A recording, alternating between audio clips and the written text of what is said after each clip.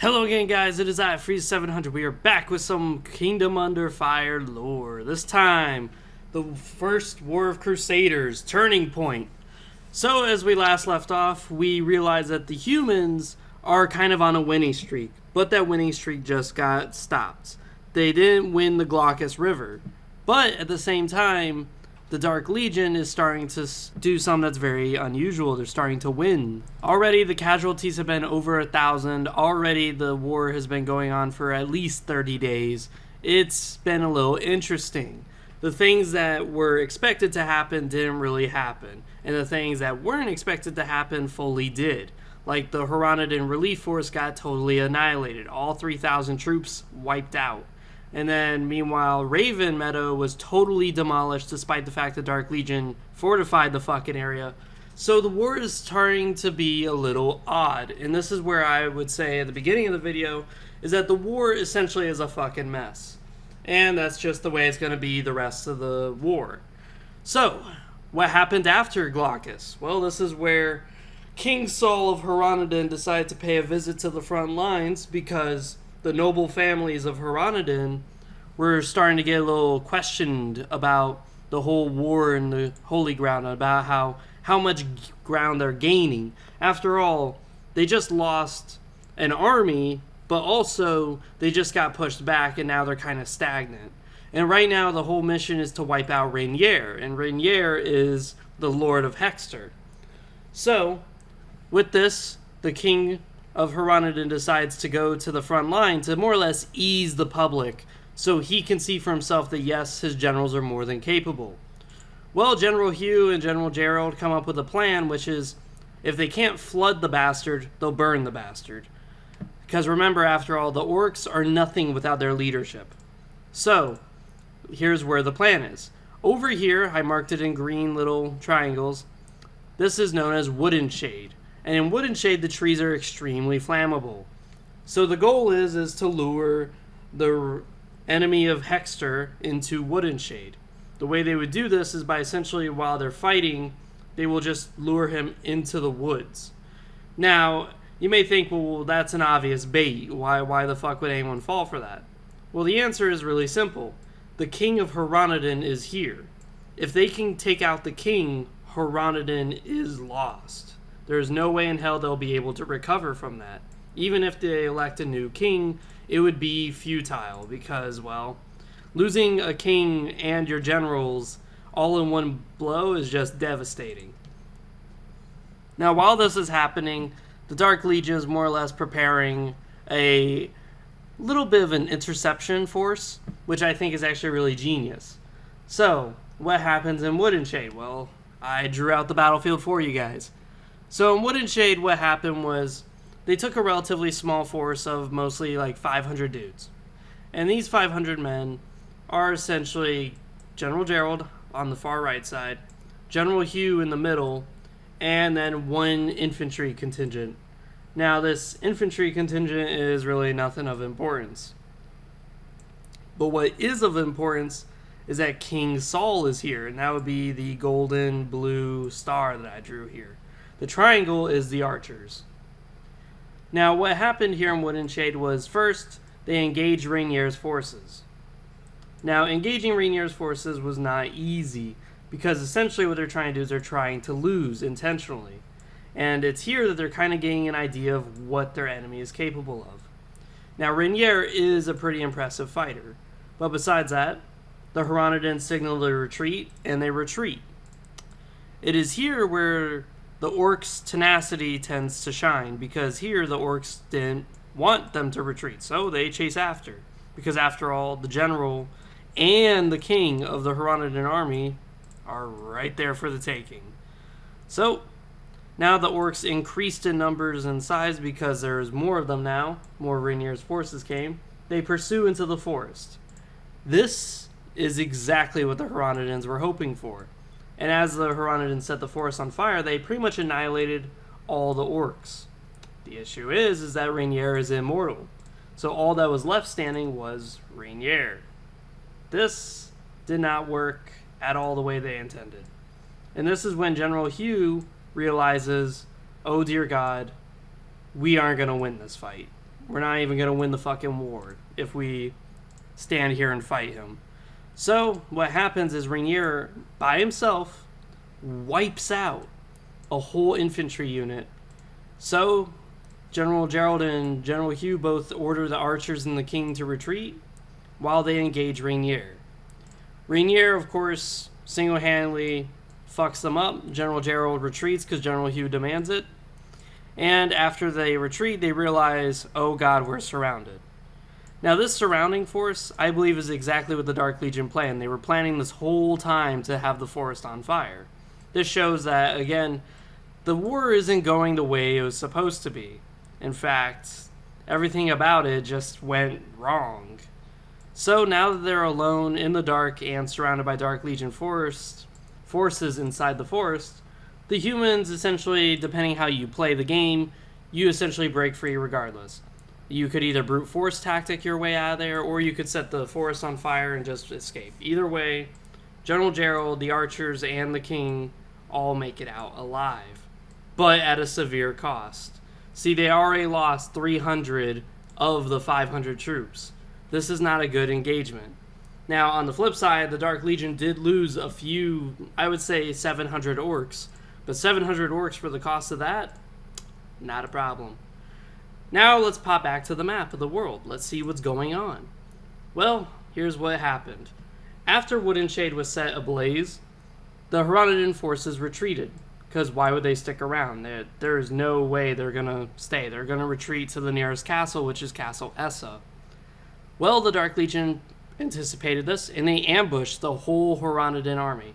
Now, they didn't ambush the King Saul and General Gerald. No, they instead ambushed the army itself. So this would be the troops, the combat veterans, the knights, the supply. This is what they ambushed. This is what they targeted. Rough estimate is that they wiped out over 50% of the Hronodin forces. Now, what that number is, after all this fighting, it's a little hard to say. Because, again, numbers aren't really Kingdom Under Fire's forte. But, if I had to guess, I would say easily around 700 to maybe 1,500 troops were lost in this ambush alone. So, that is not good for Hronodin. Now Hronodin is on the defense. At first they started out strong. Now they're just a limp noodle. Now they are surrounded. With this being even worse is that the Dark Legion decided to set up a fortress, a camp in front of Essa. And Essa is not easily that well prepared to deal with a assault. So this is where it gets even worse. So now you have the united forces of the Dark Elves and the Orcs assembling en masse in front of this poorly defended Castle Essa because most of its forces just got wiped out. This is where it gets a little interesting though. The king is still sticking around and he's showing remorse for his actions because he knew that if he wasn't there, General Hugh would have survived. The Hronodin army right now is a little bit in shambles. They're traumatized. They don't know what the fuck just happened to them. If 1 second they were winning, now they're over on their ass, wondering what the fuck just happened in between. What did they just get hit by? And now they're starting to reconsider the whole war in general. They're now starting to argue that the noble families of Hronodin and King Saul should have reconsidered this because now they just lost men for nothing. They didn't gain any ground. They instead lost ground. They didn't gain any new resources. Instead, they lost men. This is starting to raise issues and public disorder in the Hronodin nation. Ecclesia has not done a fucking thing, as I've said. They still haven't done a thing, and it's going to stay that way for quite some time. So, with that being said, after a few days, I would say maybe 3 or 4 days, Walden drops off a tip. He encountered a few orc scouts, and he finds out that the orcs have a supply chain. They have a siege force preparing around the castle of Essa, and it's going to arrive at a certain time and point. So General Gerald takes it upon himself to leave the castle during this time and engage that enemy force. Because if they could destroy it, that would cripple the Dark Legion's supply, and that would make Essa a safer place. And General Gerald was born in Essa, so it's very, very close to him that he protects the city. Well, as it turns out, while he does that, the Dark Legion decided now would be a good time to attack the city. They do not realize, though, at this time that General Gerald is not there. They just simply had the misfortunate event of running past each other. This is why I said this war is kind of a clusterfuck. Everything that you'd expect to happen didn't. Everything that you didn't expect to happen totally did. So, with the two forces engaged, I drew out the whole siege battle for you guys. Now, we're only looking at a snippet of it because we only are allowed to play Lucretia's side, but it does show that there is probably bigger fighting going on somewhere else, in which case I would highly recommend you look at my Orcs Tactics video where I go in depth as to how that works. But we're going to go over the Lucretia side of things. So these little diamonds, these little red diamonds, are the scorpions. The triangles that are blue are the archers still. The blue circles are catapults. Besides that, the infantry is still blue little blocks, and Lucretia is just the big red block. Now what happens here is really fairly standard. The siege force presses forward. Now scorpions are resistant to arrows, so having archers on top of the walls is utterly useless against scorpions. Now catapults, on the other hand, are really nice, but as you can see, there's only a handful of them. After all, Hronodin just lost a major part of its army. It's just not equipped to deal with this. They lost most of their knights. They lost most of everything. So it's kind of hard for Hronodin to do really anything. So besides that, we're looking at basically just a peasant army defending the best they can against a force that is well equipped to deal with them. Now the losses here is pretty astronomical for the humans, but pretty insignificant to the Dark Legion, but don't worry, that is going to change pretty soon. So first off, as the army engages, essentially what happened was infantry were sitting in front of a forest, and behind that forest was actually catapults, and catapults are very devastating to scorpions. Now, depending how quick the player is, lore accuracy-wise, Lucretia would just blow right through the infantry and go straight to the catapults. Now, while she's doing this, the scorpion team will essentially just destroy the fucking wall. Now, the moment they destroy the wall, this is where you see a much bigger enemy force. This is where the humans usually put most of their defenses, is inside the walls, not on the outside. So now you see where there's at least 5 contingents of infantry. I only drew 4. And there's multiple archers and multiple catapults. Again, the goal is to not lose the many scorpions because they're your siege engine. So what's going to happen instead is Lucretia is going to simply go in the side. And the reason why you would go on the side instead of directly forward is that the scorpions would get shredded. Now, again, scorpions are resistant to arrows, so going on the right side is actually a good idea. Because by going down on the right, the only thing that the scorpions are going to get shot by is arrows. Now, their carapace is tough enough that they're actually resistant to the arrows. The arrows just bounce right off or break upon impact. So Lucretia essentially annihilates the force because you have to remember she's a Yenachary. And a Yenachary is much more elite than anything else. The only thing you could ever fight a Yenachary with is with, like, Crusaders. So, since the Hronodin forces don't have their Crusaders there with them at the moment, they're just going to get shredded. Because remember, most of their army just got destroyed, and now they're just relying on their own countrymen, their own peasants, to fight this fight. Yeah, untrained soldiers versus elite trained troops. This is not going to go well. So Lucretia flanks around, and the scorpions engage the infantry because, well, scorpions are fucking nasty, while Lucretia wipes out the archers and the catapults. This was a very swift and brief siege, I'll tell you that much. Now all that's left is the king and his personal guard. Now his personal guard consists of Captain Walden, that will be the little hexagon there I drew for you, and 3 contingents of infantry. One of them would be a paladin, one of them would be a sorcerer, and one of them would just be a regular knight.